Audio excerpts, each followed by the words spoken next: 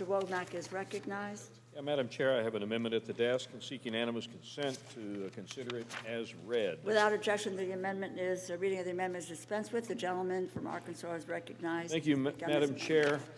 I rise in support of my amendment, which would require the Secretary of Energy to develop a plan to increase oil and gas production on federal lands to replace the drawdown before tapping into the Strategic Petroleum Reserve.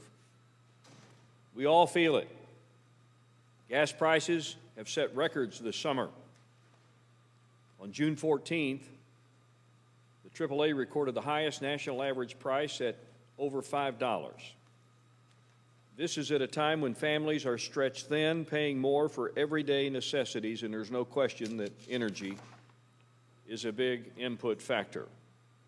Despite the pain felt in Americans' pocketbooks, the current administration continues to double down on bad policies that created this crisis in the first place. Under the current administration, America's domestic energy production has declined by more than 1.5 million barrels per day, and yet the administration has not yet issued any new onshore or offshore leases to date.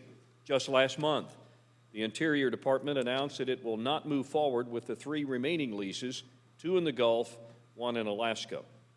On top of that, this decision was issued as the 5-year plan, required by statute, is expiring at the end of June with no new plan in place to hold additional sales.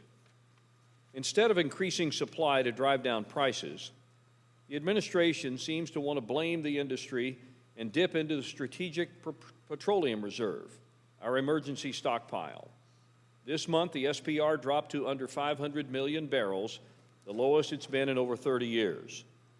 Make no mistake, there's a finite amount of crude in the SPR. It won't last forever. Then what's the plan? What do we do when we've drained our rainy day fund and have a real rainy day catastrophe? My amendment would ensure that before there's a draw from the SPR, that there is a plan to increase domestic supply by the same percentage. We can't continue to rely on a political Band-Aid with no plan in place to solve the root of the problem.